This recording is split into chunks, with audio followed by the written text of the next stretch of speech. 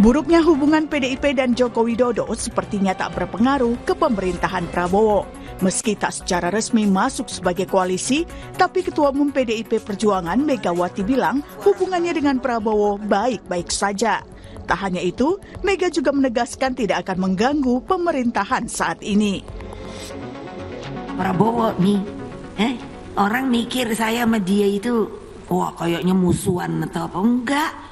Padahal dia senang saya masakin nasi goreng. Udah lama ada yang ngomong, Bu, ada yang udah minta nasi goreng. Minta nasi goreng. Loh aku lagi mumet, anak-anakku banyak yang nggak jadi.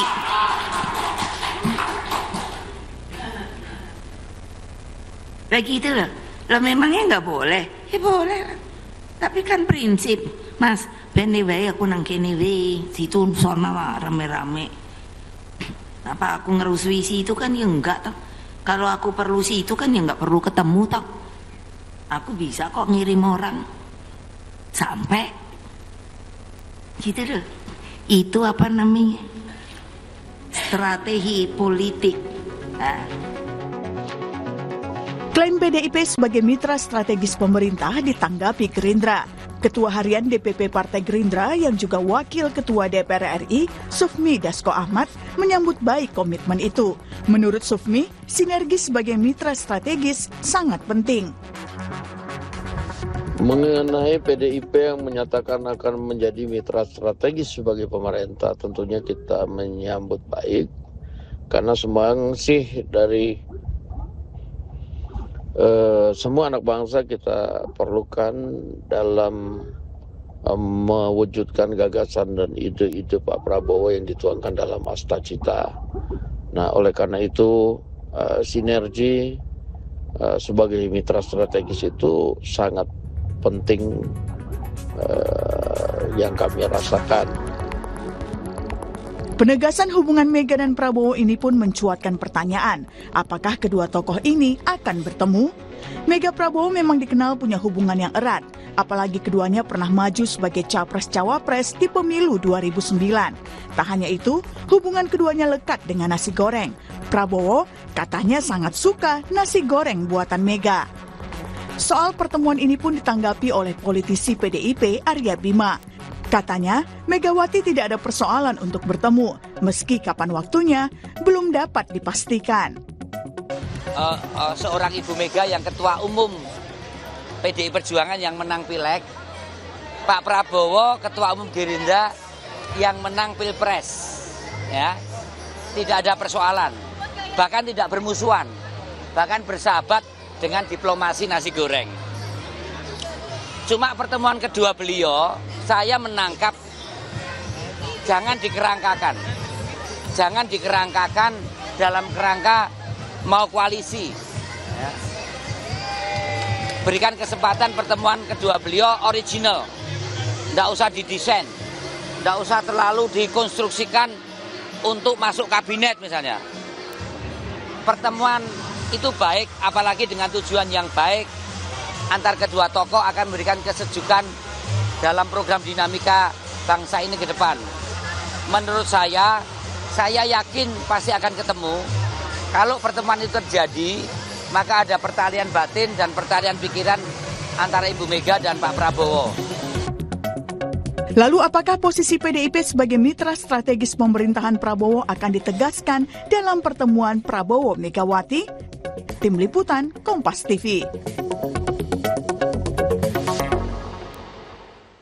Saudara, buruknya hubungan PDI Perjuangan dan Joko Widodo sepertinya tidak berpengaruh ke pemerintahan Prabowo Subianto. Meski tidak secara resmi masuk sebagai koalisi, tapi Ketua Umum PDI Perjuangan Megawati bilang hubungannya dengan Prabowo baik-baik saja. Lalu apakah klaim sebagai mitra strategis pemerintahan akan berujung pada pertemuan Prabowo Mega? Dan seperti apa pula takaran untung rugi jika PDI Perjuangan merapat ke pemerintahan saat ini?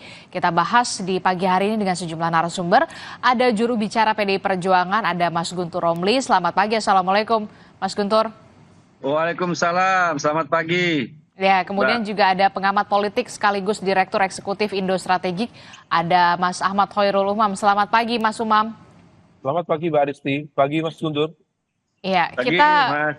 kita membahas ya, yang satu partai politik pemenang Pileg, yang satu partai politik pemenang Pilpres begitu ya, Gerindra dan PDI Perjuangan. Nah, saya ke Mas Guntur dulu. Mas Guntur, ini kan Ya. kemarin Mas Hasto diperiksa oleh penyidik KPK untuk pertama kalinya dalam statusnya sebagai tersangka. Saya mau konfirmasi dulu, betul nggak sih ada hubungan atau komunikasi antara Bu Mega sama Pak Prabowo di Minggu malam? Kalau katanya sih informasinya, kabar-kabarnya, benar nggak sih Bu Mega ini sempat nelpon Pak Prabowo pada Minggu malam? Oh, nggak ada itu, Mbak. Komunikasi antara Ibu Megawati dengan Pak Prabowo itu malah sudah jauh-jauh sebelumnya terkait mau perayaan HUT PDI Perjuangan.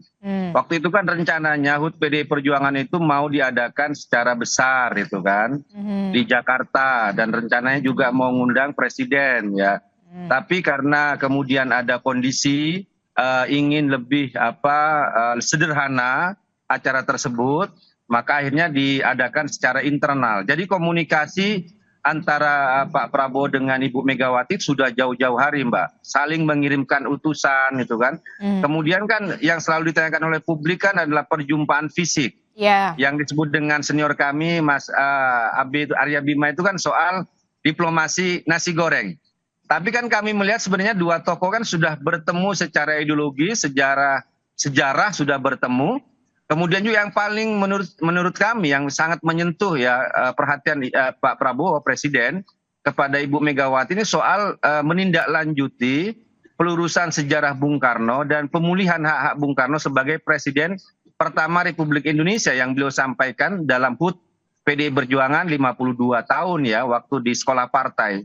Jadi komunikasi ini lebih benar-benar terkait soal tindak lanjut dari pencabutan TAP MPR nomor 33 tahun 1967 yang dalam isinya adalah tuduhan pengkhianatan kepada Bung Karno dan keterlibatan dengan G30 SPKI yang merupakan tuduhan yang sangat kejam yang disampaikan Ibu Mega. Bagaimana mungkin seorang proklamator yang menyerahkan seluruh jiwa dan raganya untuk Republik ini tiba-tiba dituduh sebagai pengkhianat itu kan. Kemudian juga karena itulah pimpinan MPR waktu itu berkomunikasi dengan Pak Prabowo dari sebagai presiden terpilih kemudian dilantik menjadi presiden terkait tindak lanjut tersebut, Mbak. Oke, jadi ini dibantah ya, memang tidak ada komunikasi antara Bu Mega dan juga Pak Prabowo melalui sambungan telepon pada hari Minggu malam sebelum.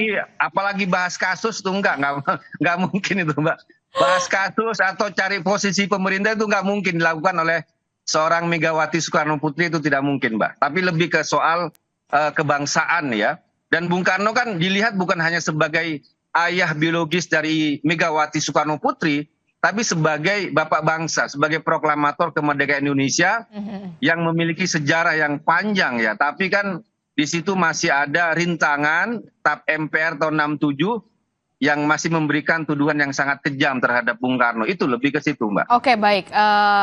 Kalau memang tidak ada permasalahan antara Bu Mega dan juga Pak Prabowo seperti apa yang diutarakan oleh Bu Mega, bahwa memang hubungan Bu Mega dan juga Pak Prabowo ini baik-baik saja, apa sebenarnya yang menghambat kemudian pertemuan antara keduanya, Bu Mega dan juga Pak Prabowo, dalam diplomasi politik nasi goreng ini tidak kunjung terwujud?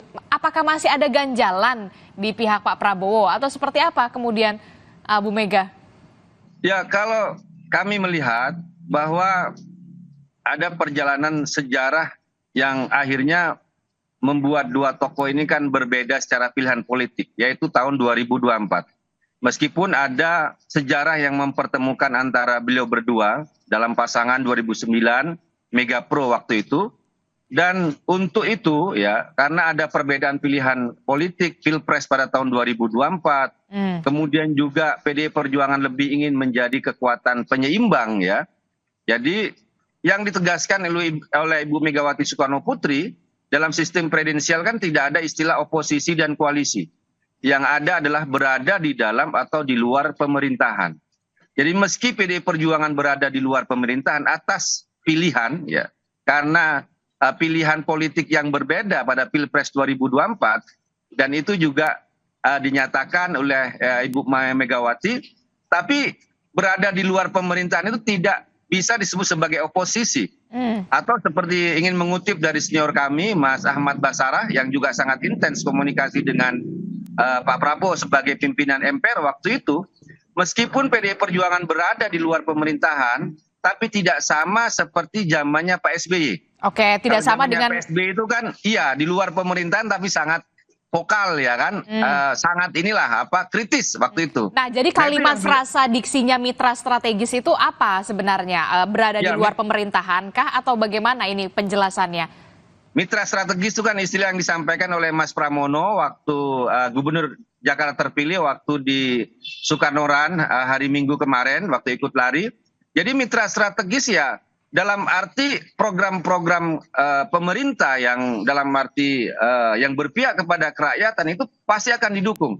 Apalagi dalam konteks saat ini Mas Pramono itu kan gubernur terpilih yang juga harus menyesuaikan visi dan misi dan program-programnya dengan pemerintah pusat. Nah, di situ dilihat juga sebagai mitra strategis. Kalau Pak Prabowo tuh punya yang namanya makan bergizi gratis, programnya Mas Pram dan Bang Dul itu kan ada sarapan pagi gratis. Ini kan bagian yang juga saling melengkapi, Mbak. Ini disebut dengan mitra strategisnya di situ, gitulah. Jadi gimana nanti kenapa nggak masuk aja mendingan sekalian ke dalam begitu kalau memang mendukung adanya kebijakan-kebijakan yang pro rakyat begitu PDI Perjuangan?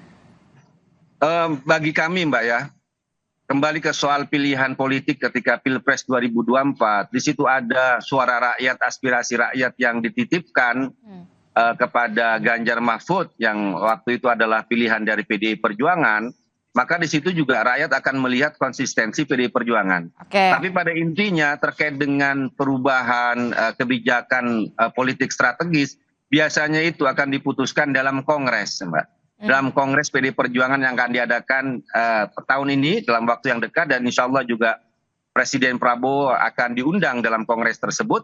Ya kita lihat apakah di situ nanti ada perubahan atau sebenarnya juga perubahan kebijakan politik strategis itu juga bisa diambil oleh Ibu Ketua Umum, oleh Ibu Megawati Soekarno Putri, gitu Mbak. Oke, berarti keputusannya kita lihat nanti di Kongres ya? Ya Mbak. Ya. Oke, tapi kemudian saya tanya dulu ke Mas Umam. Mas Umam, ini kalau ada diksinya mitra strategis ini, jadi gimana nih? Sebenarnya PDI Perjuangan bakal vokal nggak untuk mengkritisi pemerintahan yang sekarang?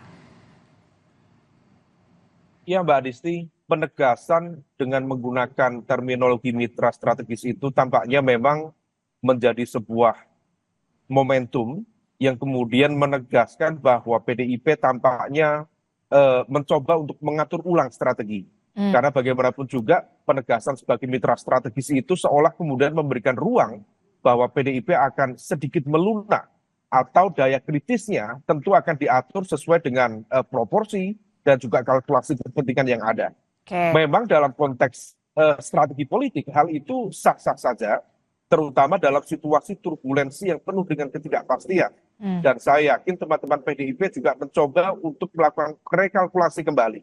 Karena ada elemen kekuatan tertentu yang disinyalir mencoba untuk memanfaatkan sel-sel jejaring kekuasaan untuk mengacak-acak atau dalam bahasa Bu Mega mengawut-awut yang kemudian akan berdampak secara signifikan terhadap soliditas internal di PDIP. Nah itulah kenapa kemudian strategi itu digunakan yang notabene sangat berbeda dengan karakter oposisi PDIP selama ini. Nah oleh karena itu ini yang kemudian mencoba untuk dilakukan oleh Bu Mega dalam proses komunikasi kemarin. Kalau misal memang tadi Mas Guntur tidak mengkonfirmasi misal tidak ada komunikasi langsung antara Pak Prabowo dengan Bu Mega, tetapi kalaupun iya, tentu itu adalah sesuatu yang biasa saja. Tetapi dalam konteks komunikasi politik, kalaupun tidak ada komunikasi, let's say, via telepon atau lewat orang ketiga misalnya, maka statement kemarin adalah sebuah penegasan bahwa Bu Mega mencoba untuk membangun komunikasi secara verbal maupun non-verbal, secara langsung maupun tidak langsung dengan istana dalam konteks ini kekuasaan. Fungsinya beberapa hal. Salah satunya adalah menjaga soliditas internal dari elemen kekuatan yang berpotensi untuk melakukan hantaman terhadap internal di PDIP. Yang kedua, mencoba untuk merangkul kekuasaan yang kemudian diharapkan barangkali bisa menjadi alat kekuatan untuk menggebuk balik elemen kekuatan yang mencoba untuk mengawut-awut PDIP itu sendiri. Nah, ini adalah bagian dari strategi dalam konteks kekuatan tertentu.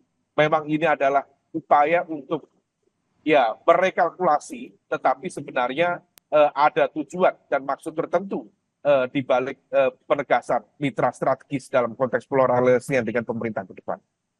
Oke, jadi benar ada rekalkulasi di sini PDI Perjuangan untuk memberikan sinyal kepada istana, Mas Guntur.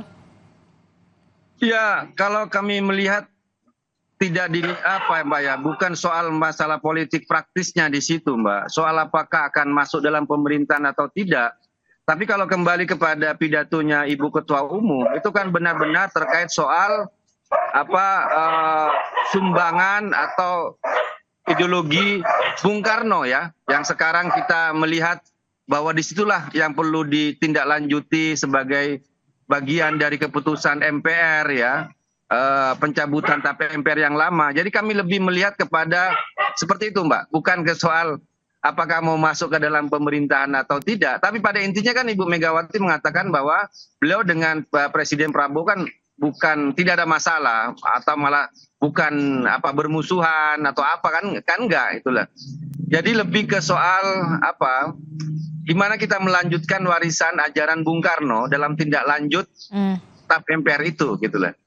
Itu Mbak. Terkait mitra strategis ya, kalau kami membaca dari pernyataan senior-senior yang disampaikan di media, kalau mitra strategis itu pernyataan Mas Pramono Anung, kemudian juga kalau Mas Ahmad Basara adalah mendukung pemerintahan Prabowo ya, tapi tidak dari dalam pemerintahan. Kemudian kalau Sekjen PDI Perjuangan Mas Hasto menyatakan tetap sebagai kekuatan penyeimbang ya kan, tapi tidak dalam rangka oposisi. Okay. Gitu. Jadi ini kan wacana yang muncul dari senior-senior PDI Perjuangan yang saya kira intens ya berdiskusi dengan Ibu Ketua Umum ya.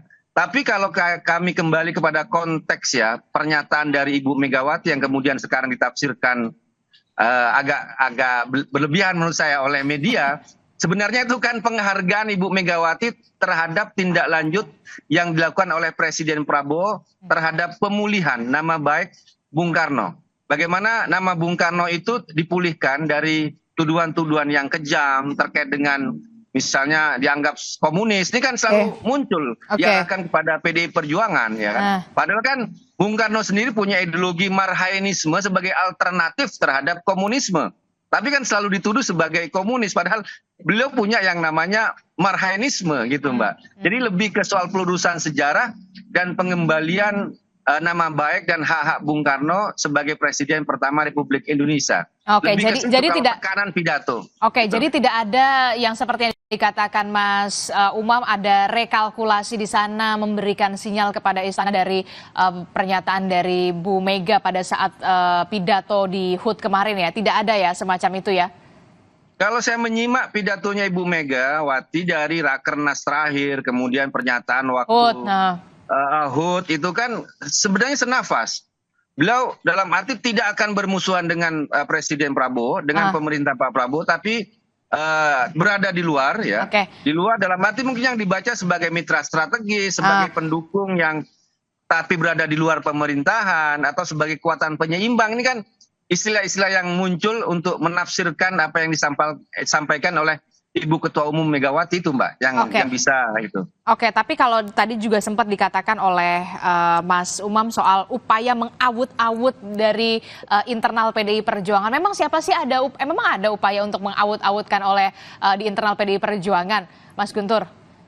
Kalau dari internal itu nggak ada Mbak. Itu yang ada itu dari eksternal yang baru dipecat dan barisan sakit hati itu yang mau mengawut-awut partai itu kan, yang mau mencoba mengganggu kongres itu. Jadi kalau internal kami lihat nggak ada itu Mbak. Kalau internal itu udah jelas lah, semuanya ikut komando Ibu Ketua Umum dan bagaimana PDI Perjuangan terus memberikan kontribusi terhadap bangsa ini Karena ya mengaut-aut partai kalau dari internal itu kan sama aja bunuh diri, dan kami tidak melihat ada kader yang seperti itu, kecuali yang mungkin yang sudah dipecat, barisan sakit hati yang mencoba untuk sekarang melakukan serangan balik ya, seperti salah satunya Effendi Simbolon yang mengatakan bahwa Ibu Megawati Soekarno Putri harus mundur ya dari posisi ketua umum. Itu kan tidak layak disampaikan oleh dia yang sudah bukan lagi kader PDI Perjuangan. Dan juga terkait kepemimpinan Ibu Megawati Soekarno Putri di PDI Perjuangan, kalau kita membaca hasil Rakernas kelima bulan Mei 2024, kemudian suara dari DPD, provinsi, DPC, dari kabupaten kota, semuanya masih menginginkan Ibu Megawati Soekarno Putri untuk menjadi ketua umum kembali. Dan suara itu bulat dari internal PDI Perjuangan ya? Dan itu suara itu bulat gitu Mbak. Gitu. Jadi apakah kemudian pertanyaan saya, apakah kemudian upaya-upaya untuk mengaut-aut inilah yang kemudian menjadi ganjalan pertemuan antara Bu Mega dan juga Pak Prabowo ini tidak kunjung terlaksana, harus pakai utusan? Oh enggak Mbak, enggak ada konteks soal itu. Kalau saya membaca ya, saya membaca pilihan Ibu Megawati Soekarno Putri berada di luar pemerintahan karena ada sejarah pilihan yang berbeda terkait Pilpres 2024. Oke. Kan tidak layak, tidak etis orang yang tidak ikut berjuang memenangkan Pak Prabowo, kemudian tiba-tiba masuk, kemudian tiba-tiba bisa disebut dengan minta jabatan, minta ini, minta itu, kan nggak etis. Itu kan bukan karakter PDI Perjuangan. PDI Perjuangan adalah partai yang benar-benar berjuang ya, menikmati dengan hasil keringat sendiri, bukan hasil pemberian, tapi kerja keras yang dibuktikan oleh para kader. Dan itu yang selalu ditanamkan oleh Ibu Megawati Soekarno Putri. Tapi meskipun kami berada di luar pemerintahan, tidak bisa dibaca sebagai oposisi atau ingin mengganggu pemerintahan Pak Prabowo. Tidak. Ya mungkin istilah bagus itu ya istilah apa, mitra strategis.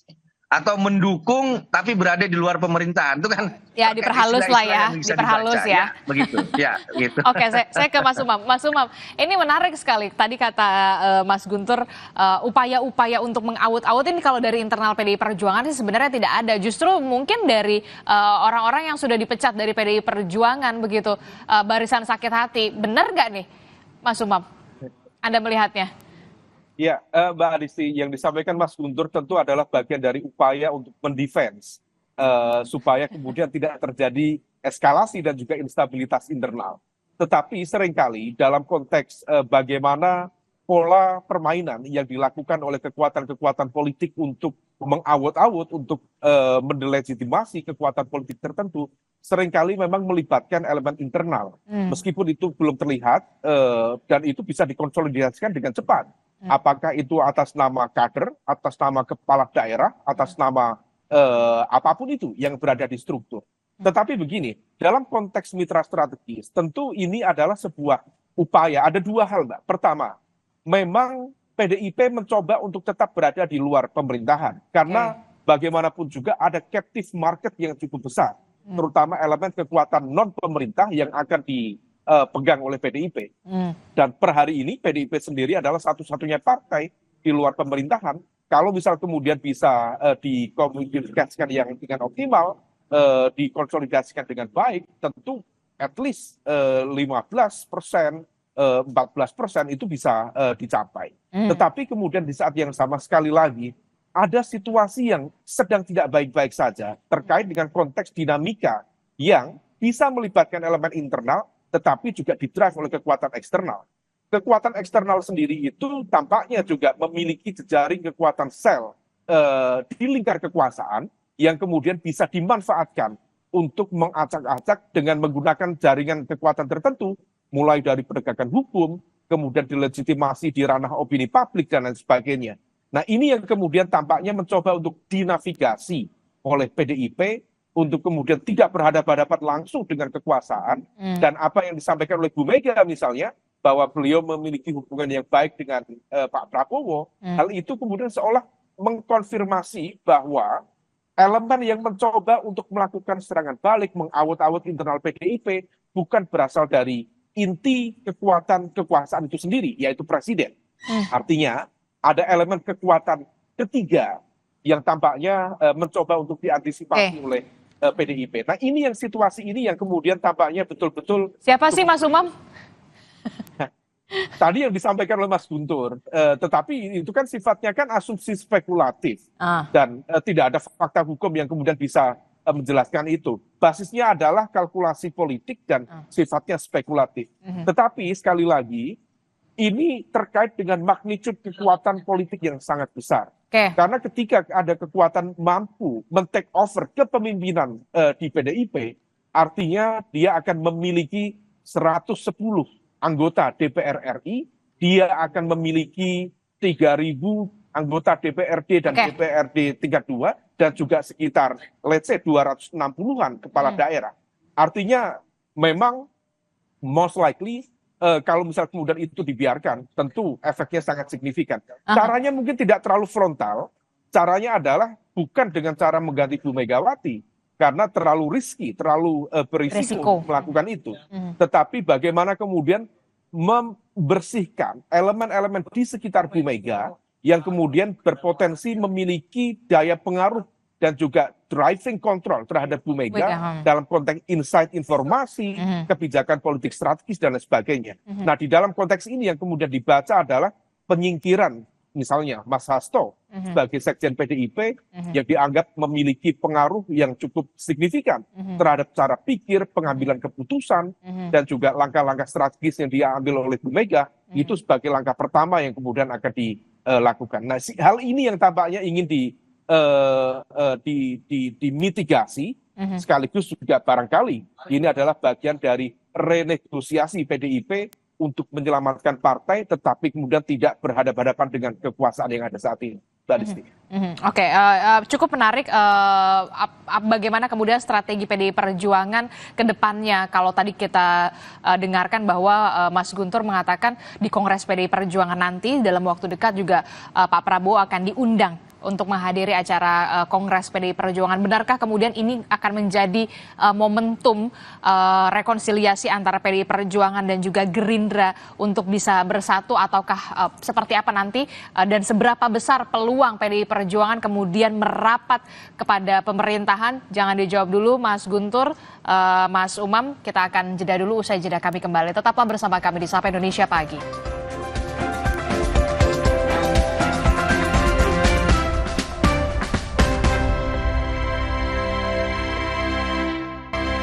Terima kasih Anda masih bersama kami dalam Sapa Indonesia Pagi. Saudara, masih membahas soal apakah ada kemungkinan PDI Perjuangan ini merapat ke pemerintahan secara officially.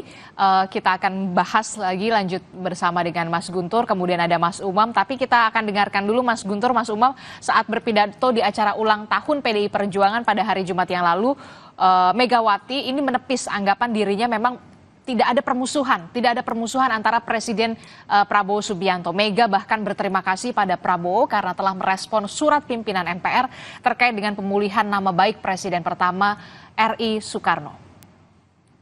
Ucapan terima kasih juga saya sampaikan kepada Presiden Prabowo Subianto yang telah merespon surat pimpinan MPR RI terkait tindak lanjut pemulihan nama baik dan hak-hak Bung Karno.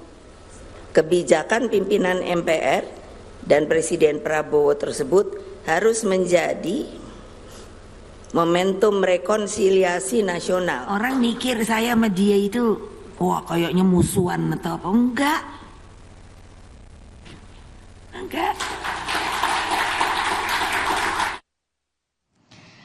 Tidak ada permusuhan kalau kata Bu Mega di HUT PDI Perjuangan hari Jumat yang lalu. Kita akan membahasnya bersama dengan Mas Guntur Romli dari PDI Perjuangan dan juga Mas Umam. Mas Umam, Anda melihat dengan pernyataan dari Bu Mega pada saat HUT PDI Perjuangan tidak ada permusuhan antara Bu Mega dan juga Pak Prabowo. Apakah nanti momentum Kongres PDI Perjuangan yang akan digelar dalam waktu dekat beberapa bulan ke depan ini akan menjadi momentum rekonsiliasi antara PDI Perjuangan dan juga Partai Gerindra, dalam hal ini adalah pemerintahan?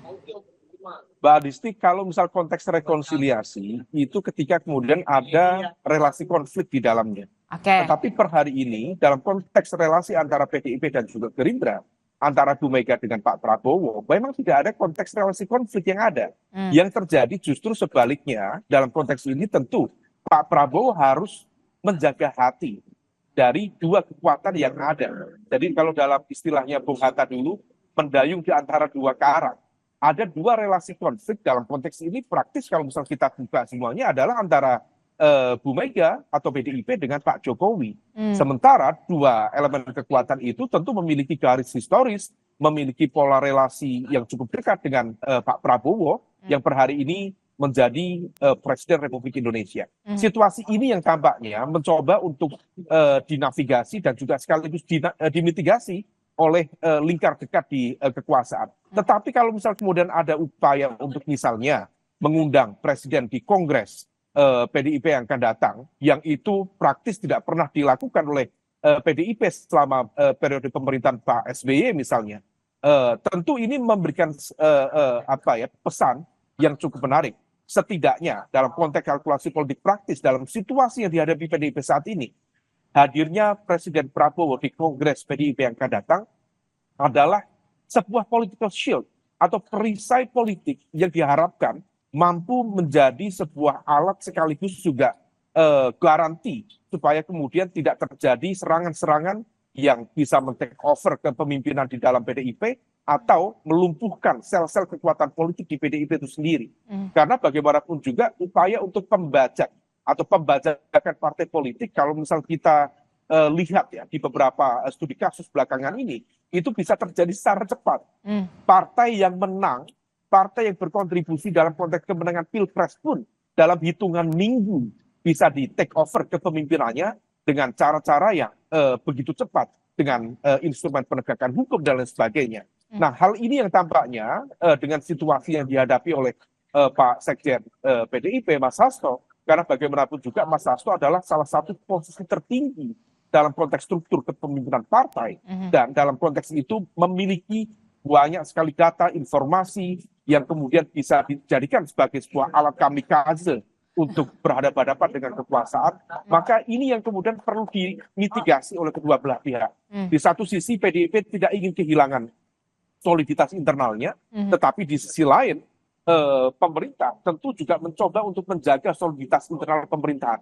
Meskipun ada elemen kekuatan yang tampaknya mencoba untuk mengutak-atik, mengawut-awut, yang tampaknya juga perlu dimitigasi oleh semua pihak. Maka pola ketidakpastian ini yang tampaknya coba untuk diantisipasi, meskipun kita juga tahu nanti impact-nya bisa kemana-mana. Nah, ini yang kemudian perlu diantisipasi oleh teman-teman di PDIP sekaligus juga di lingkar dekat pemerintahan ke depan. Oke, tadi saya tertarik dengan kalimat Mas Umam, menjaga hati. Jadi Pak Prabowo tampaknya seperti menjaga hati antara Bu Mega dan juga Pak Jokowi. Nah, kalau dari PDI Perjuangan sendiri, Kongres PDI Perjuangan belum diputuskan setelah Lebaran atau seperti apa? Bulan apa lebih tepatnya, Mas Guntur? Ini kan jadi momentum pastinya ya antara keduanya, Bu Mega dan juga Pak Prabowo. Ya, sampai saat ini belum ada keputusan terkait Kongres PD Perjuangan yang ke-6 ini, tanggal berapa, bulan berapa, terus di mana, tapi mungkin akan dilaksanakan setelah Lebaran, Mbak. Nanti informasi itu akan menyusul. Tapi pada intinya kami melihat Pak Prabowo ini kan bukan orang yang iseng merecoki partai orang, Mbak. Kami melihat seperti itu. Dari sejarahnya Pak Prabowo tidak punya rekam mengganggu orang lain ya. Bukan seperti presiden sebelumnya, Golkar diganggu, PAN diganggu, P3 diganggu, Demokrat diganggu, dan kami melihat undangan kepada Pak Prabowo ini benar-benar adalah undangan ketulusan, persahabatan dari Ibu Megawati Soekarno Putri, dan yang selalu beliau tegaskan meskipun PDI Perjuangan berada di luar pemerintahan tapi tidak akan pernah mengganggu. Ya, istilah mitra strategis mungkin menurut kami itu istilah yang lebih tepat ya. Karena kan bagaimanapun ketua DPR itu adalah kader PDI Perjuangan, Ibu Puan. Kemudian juga ketua banggarnya Pak Said Abdullah adalah juga kader PDI Perjuangan, yang kalau kita melihat ya di DPR itu sendiri, ya bagaimana program-program Pak Prabowo itu kan benar-benar didukung terkait dengan budgeting dan lain sebagainya. Jadi istilah mitra strategis bagi kami istilah yang tepat lah ya, tanpa harus masuk ke dalam pemerintahan, tak berada di luar, ya tentu saja juga tetap sebagai kekuatan penyeimbang. Kalau misalnya ada program-program itu yang butuh masukan, ya kan, seperti yang disampaikan oleh Sekjen PDI Perjuangan Mas Hasto, kemudian juga kalau ada anasir di internal pemerintah Prabowo juga ada katakanlah yang bisa melenceng, kemudian perlu diingatkan, tapi dalam arti ya mungkin istilah mitra strategis sangat bagus. Lebih halus begitu ya, jadi tidak sevokal atau tidak sekritis pada zaman SBY dulu ya, PDI Perjuangan. Nggak khawatir nanti dikata, oh PDI Perjuangan sekarang tidak terlalu kritis nih, karena jadi mitra strategis. Iya, begitu Mbak, gitu. Oke, Mas Umam, gimana nih Mas Umam? Tampaknya mitra strategis adalah diksi yang kemudian diperhalus begitu ya, diperlembut kalaupun nanti ada yang tidak sesuai, kemudian kritisnya itu tidak terlalu seperti pada zaman SBY dulu lah PDI Perjuangan. Nah ini gimana nih terakhir? Ya, ini yang kemudian membuat barangkali situasi politik dan juga dinamika pemerintahan ke depan tidak menjadi tidak begitu seru. Karena setengah kaki dari PDIP sudah berada di dalam pemerintahan. Memang betul tidak mendapatkan posisi menteri barangkali, tetapi dalam konteks pertautan cara pandang dan juga upaya untuk melakukan penyuksesan hal-hal tertentu, kebijakan-kebijakan tertentu, tampaknya tidak akan berhadapan dengan sebuah dinamika politik, drama-drama politik yang begitu kuat di parlemen. Nah, situasi ini yang tampaknya justru dalam konteks tertentu, memang dalam jangka pendek, dalam ruang konteks penyelamatan PDIP itu dibutuhkan oleh PDIP. Tetapi kalau misalnya ini kemudian terjadi dalam konteks jangka panjang, at least menengah pada momentum 2025 sampai 2029, tentu ini akan berimbas serius terhadap mekanisme check and balances, terhadap proses pengawasan pemerintahan. Tentu ruang-ruang kritis akan tetap dibuka oleh PDIP. Tetapi kalau misal kemudian diksi mitra strategis ini sudah dipertebal oleh Bu Mega, oleh para jajaran elit, Mas Hasto, Mas Basara, Pak Pram, hari ini dipertegas lagi oleh Mas Guntur, maka ini sebenarnya PDIP membuka ruang negosiasi dengan pemerintahan yang ada. Nah, ini yang kemudian dalam konteks demokrasi sah-sah saja, tetapi dalam konteks tata kelola pemerintahan, ini yang kemudian kita antisipasi menjadi sebuah situasi yang justru kurang begitu produktif ke depan. Tetapi kita lihat perkembangannya dan juga takaran dari PDIP di level mana narasi kritis, argumen-argumen yang membangun, yang kemudian tetap bisa menjalankan fungsi check and balances bisa dijalankan oleh PDIP. Tapi kalau PDIP hanya membebek, hanya untuk konteks kepentingan menyelamatkan partai dalam jangka pendek, tentu ini bukan sesuatu yang bagi saya tidak PDIP banget. Karena PDIP yang saya kenal memiliki gen politik oposisi yang sangat kuat. Tetapi kalau misal seperti ini, rasanya ini adalah sebuah model oposisi setengah hati. Benarkah oposisi setengah hati, Mas Guntur? Kan kami menyatakan bahwa kami bukan oposisi dan juga bukan koalisi. Kalau dalam sistem pemerintahan ya makanya tadi disebutkan Mas Umam oposisi setengah hati. Makanya istilah itu kan kurang tepat Mbak dalam sistem kita Mbak. Kita kan kalau bahasanya sekjen itu kan tetap menjadi kekuatan penyeimbang lah. Check and balances itu kan tetap ada di situ. Meskipun pada sisi yang lain tetap menjadi mitra strategis pemerintahan. Dalam arti kan ada kepala daerah yang juga harus bekerja sama dengan pemerintah pusat. Di parlemen juga ketua DPR-nya adalah kader PDI Perjuangan, ketua Banggarnya juga kader PDI Perjuangan. Jadi kalau kita ngelihat bukan oposisi yang membabi buta, bisa sebut juga itu. Terus apa bedanya sama oposisi setengah hati? Masukan kritik gitu. Apa bedanya dengan oposisi setengah hati? Ya menurut kami nggak mau pakai istilah oposisi lah. Di luar tapi ya bisa mendukung, ya kan? Kemudian menjadi kekuatan penyeimbang, kemudian menjadi mitra. Ya asal menurut kami ya program-program itu benar-benar peduli terhadap masyarakat, gitu kan. Ya, tapi kalau dikatakan mitra strategis ini sebagai upaya penyelamatan PDI Perjuangan dalam tanda kutip dalam waktu dekat, Anda membantah soal ini? Oh enggak Mbak. Kalau kita baca rekomendasi Rakernas bulan Mei 2024 sebagai penyeimbang, sebagai check and balances kan sudah diputuskan gitu Mbak. Jauh sebelum persoalan yang akhir-akhir ini muncul gitu Mbak. Dalam arti PDI Perjuangan tidak akan memusuhi pemerintahan presiden terpilih ya.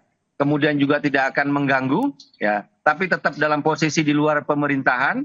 Dalam arti ya kami juga akan melihat kalau memang ada persoalan-persoalan yang mengganggu masyarakat kan disuarakan seperti kasus yang kemarin PPN 12% dari Mbak Rieke Diah Pitaloka itu kan juga disampaikan, tapi kan tidak dalam arti memusuhi program itu, memberikan alternatif, membaca ulang undang-undang. Suara-suara kritis itu harus tetap disampaikan kepada pemerintah, Mbak, gitu. Suara-suara kritis itu akan tetap disuarakan. Ya, nggak punya beban ketika kami juga berada di luar pemerintahan eksekutif, ya. Tapi kan kami punya mekanisme juga di legislatif, gitu. Jadi tergantung menurut kami itu program-program apa yang disampaikan oleh Presiden Prabowo. Kalau bagus ya kita dukung, Mbak, gitu lah. Gitu. Oke, kita akan tunggu bagaimana nantinya momentum pertemuan antara Bu Mega dan juga Pak Prabowo pada Kongres PDI Perjuangan. Apakah benar akan terwujud? Apakah ini akan menjadi momentum yang pas untuk seorang Megawati Soekarno Putri dan juga Pak Prabowo untuk bertemu? Termasuk juga kemungkinan peluang-peluang selanjutnya PDI Perjuangan untuk bisa masuk ke pemerintahan, ataukah kemudian yang seperti dikatakan oleh Mas Guntur tetap sebagai mitra strategis begitu ya.